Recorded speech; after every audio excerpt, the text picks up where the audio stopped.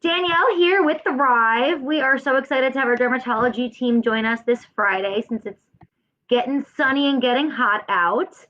Actually, we'll start by saying if you have questions throughout this, we just realized and learned that there is a bit of a delay in your comments coming into us. So type them in at any time, and then once we're done talking and getting our education tips, I'll pop back on and I'll read them aloud. So we have some super fun giveaways today. If you're interested in getting those or winning those, make a comment. And that's it. We have Dr. Zapolansky and Donna here, our APN. I'm going to pop out. They're going to pop in. Hey. I'm going to actually go around this way. Okay, there we go. Hi, everyone. Hi, welcome. Thanks for joining us today, taking your time out to listen to our tips. So we're just going to get started by talking about a couple of, what are the sort of easiest and most important things you can do to protect your skin and keep it looking, healthy and youthful, of course. And definitely we're available to answer any questions that pop up.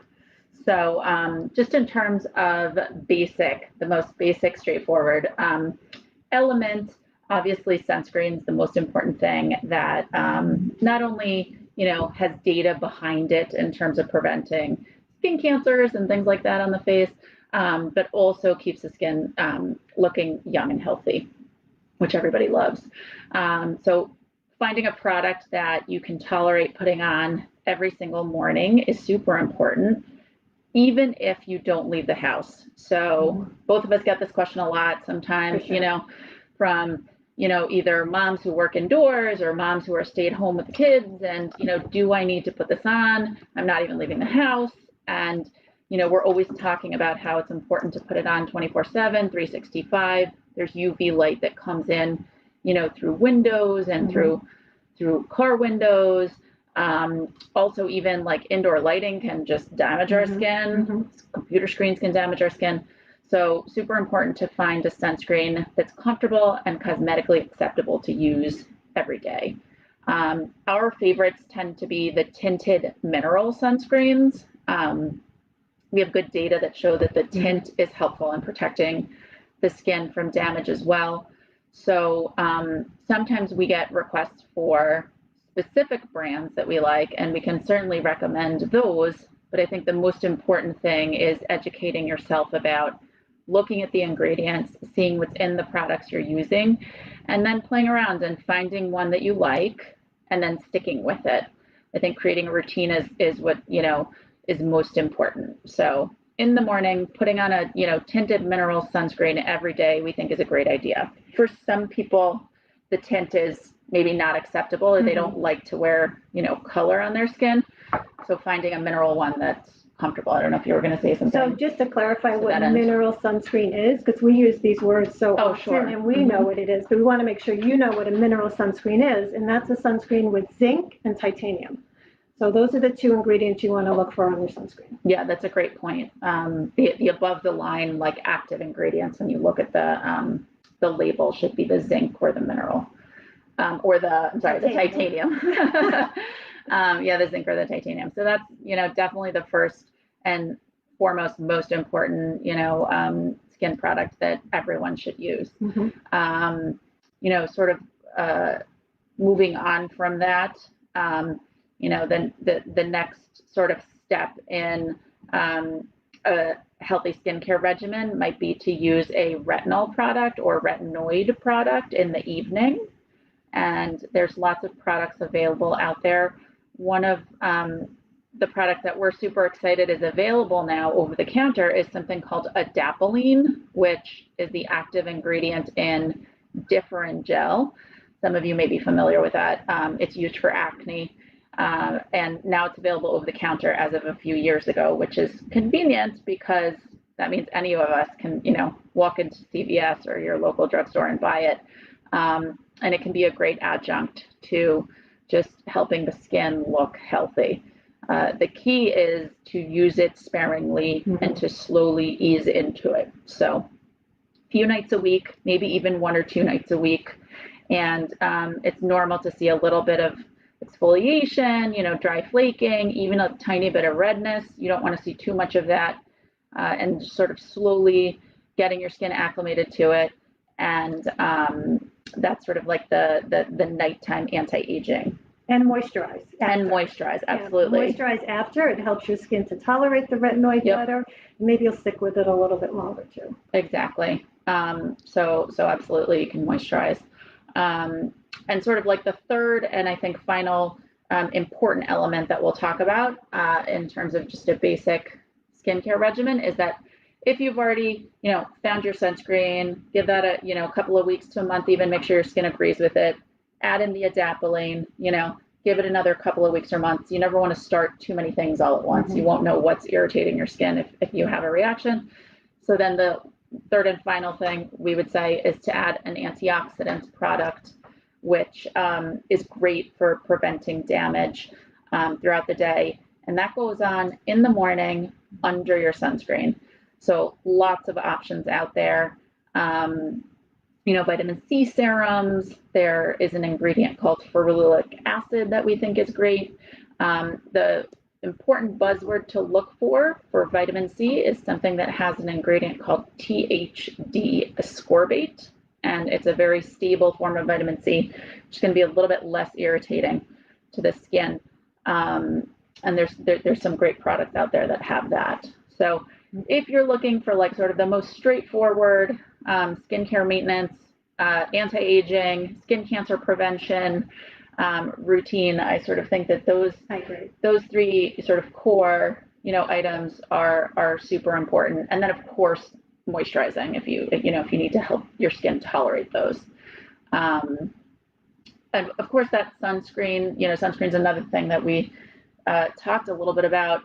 Is good for daily use, but in terms of being at the beach, at the pool, it's important to find comfortable for throughout the day if you're going to be sitting outdoors for a long time. And there's tons of products available. Some of my favorites are powder sunscreens that can be dusted on. One of the things that I know this group talks a lot about is how to get your kiddos involved in the sunscreen process and allowing you to put sunscreen on. So I like the powders because I dust it on my face when I need to reapply, and then if my kids refuse to wear their hats, I'm dusting their heads, which is great. So that's one thing that we love to use. There's also special applicators for kids that they can apply their own sunscreen. I've seen one great tip, which is to use a makeup brush with, put a big glob of sunscreen on the back of your hand and then let the kid, apply their own sunscreen, or if that's really messy, you can do, depending on your kid's age, I guess, but you can, pretend like you're putting makeup on them. They love that. That's another great tip, if we're talking more about the kiddos in sunscreen application. That's exactly what I was going to say. I said, I actually saw a video about makeup brush, so I'm going to try that out this weekend. Yeah. Absolutely. I have a question. So what is, or when should I use SPF 30 versus 50 versus 100 and on myself and on my kids? Sure. That's a great question. Definitely we are camp sunscreen, and so more is better in general. It is true that like you don't necessarily need SPF 100, but it is also true that there is a significant difference if you look at the coverage of an SPF 30 to an SPF 50. I would say maybe above a 50, there's not a huge difference. So I think it is reasonable. And I think now the products have become much more cosmetically acceptable to use. It used to be that like a 50 was like butt paste, basically, like Desitin, and they've gotten very good at making them comfortable, acceptable. I think that it's reasonable to use a 50 regularly. I put 50 on my face every day. I actually put two different products that have SPF, both of them have SPF 50 on my face every day. And then beyond that, it's just really like which product do you like, find a product you like, and you're just going to be more likely to commit to it. That's how I am. I mean, we're constantly testing products that we get sent. And if I open it and I just get a whiff of a smell I don't like, I'm like, I'm not going to put this on, So once you find your product, make it yours. That's, sort of one of my mottos, because I think that being a product junkie is also a bad idea, and that leads to, allergic reactions, rashes, irritation, that sort of thing. That's a lot of money. Lots of money too. Yeah, exactly.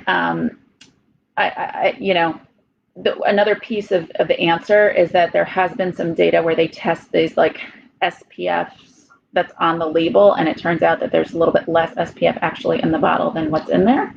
So it's another reason that I think slightly higher is sometimes better. On that 50, you're probably getting maybe 40, 45, I don't know. So it's another reason to maybe like push yourself to use a little bit of a higher number. In spite of all of that, reapplication is what's more important.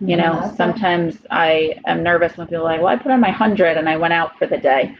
That's actually worse than if you put on your 50 and put it on every 2 to 3 hours, right? So it's much more effective to reapply it than to just rely on a high number for one application. Okay. And I have one more question. And moms, if you guys have questions, throw them in there. Do I need to buy organic sunscreen for my kids and myself, but most of my kids? Sure. That's a great question. Actually, Don and I were just talking about that this morning. We sure were.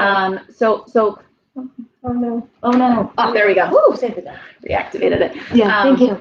So what is organic? Organic, really what's important when you're looking at sunscreens is the above the line ingredients that Donna was talking about. So is it a mineral sunscreen? Is it a chemical sunscreen? Mineral is actually non-chemical, and it can be organic.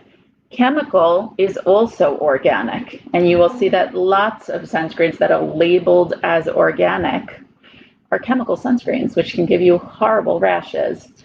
So an irritation and, sweating and running in your eyes and all that sort of thing. So I personally would say that using an organic sunscreen and looking for that buzzword is really not important. Okay. I think that what's more important is to know that if your skin is sensitive, you maybe want to avoid these chemicals and look for the mineral physical sunscreens. And it's sort of easy because there's only 2 ingredients, the titanium and the zinc. The chemical ones, there's a list of, I don't know how many are approved in the US now, five or 6. There's more overseas, but, and I have no issues with those chemicals, except that sometimes they're irritating, especially for little kiddos.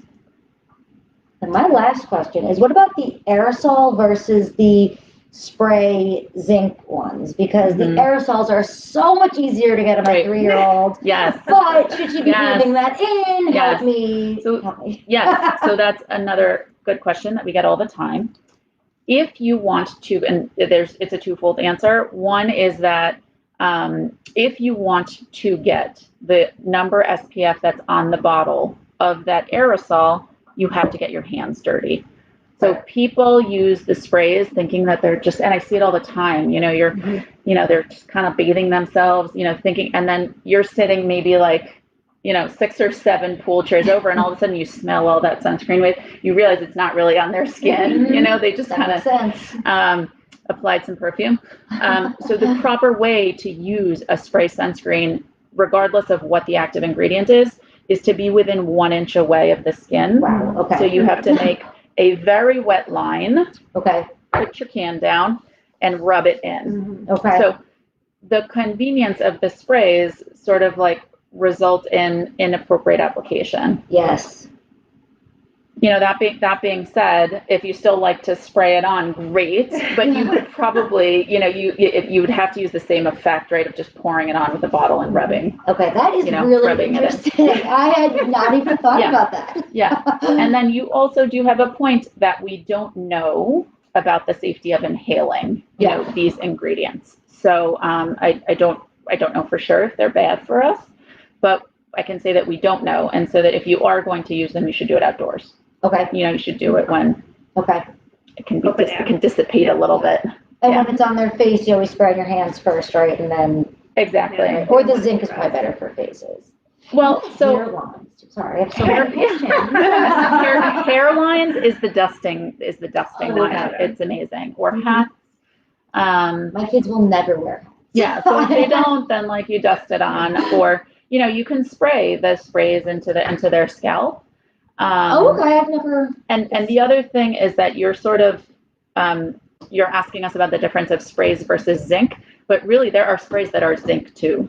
Okay. So, it's important to just like educate yourself as to the active ingredients of the products you're using. So that seems to be the focus here. What brands of sunscreen type would you recommend for people with sensitive skin? We're like a broken record, but mineral. Mineral. That's great. So basically mineral. Okay. And it doesn't matter the brand because Neutrogena has a mineral one for sensitive skin. The baby one with the pink cap. Mm-hmm. All of the lines that we like to recommend makes they make chemical sunscreens too. So you have to look for the ones that have the mineral ingredients. CeraVe, Neutrogena, Supergoop, Delta, La Roche-Posay, like they all have both kinds of sunscreens. And so really when we get the request for recommendations, we have to give a specific, this one, but this, line within the brand. Okay. Yeah. All right. What baby safe under 1 year old sunscreens do you recommend? Yeah. So that's a great question. And there was this kind of like arbitrary cutoff that I can't remember if it was the American Academy of Dermatology or the American Academy of Pediatrics had said that like sunscreens are safe for babies over 6 months old. And it was completely arbitrary. It was not really based on any data. It was just based on the fact that like the surface area of the baby might absorb more, chemical. I think that for little kids whom you can still control and overpower. Sounds nice. Is, covering up, honestly. Okay. I know that the bathing suits are cute for little kids. I had little girls. But when my kids were little, they were in rash guards, they were in rash guards. If we were on like a beach vacation, they were in rash guards head to toe because, that was just easier. And they were less likely to get sunburned.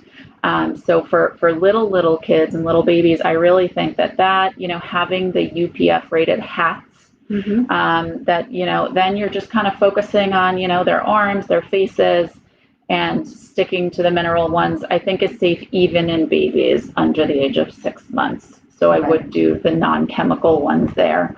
Also because the little baby's not going to be able to tell you if something's running in their eyes, so you kind of want to use the thick zinc there.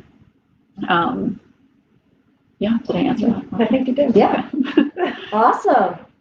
Well, that is all the questions that have come in so far. That was super informative. And I think that I heard you speak years and years ago before I even had kids about wearing, and you showed a picture of your family. Yes. And a picture of them all in their rash guards. That's all my kids wear. Yeah. Both of amazing. them. My son is wearing his sister's like rash guard down to here because he doesn't fit in his anymore, but I'm just covering them. Yeah. Their scalps are my concern now, but you do have to cut your losses sometimes. I am practical, but I will say even my kids who are a little older now, elementary school, they're girls. They like to wear their bathing suits, but they also have, and my favorite is zip-up rash guards. So it should have a full zipper so that they can, put it on, take it off, put it on, take it off. It just kind of like gives you one more, piece of like sun protection, flexibility. If you have to pull it over your head when it's wet and stretchy, you're unlikely to want to do that. So I'm all about practicality and convenience there. Awesome. Yeah. Thank you so much. Thanks this was so wonderful.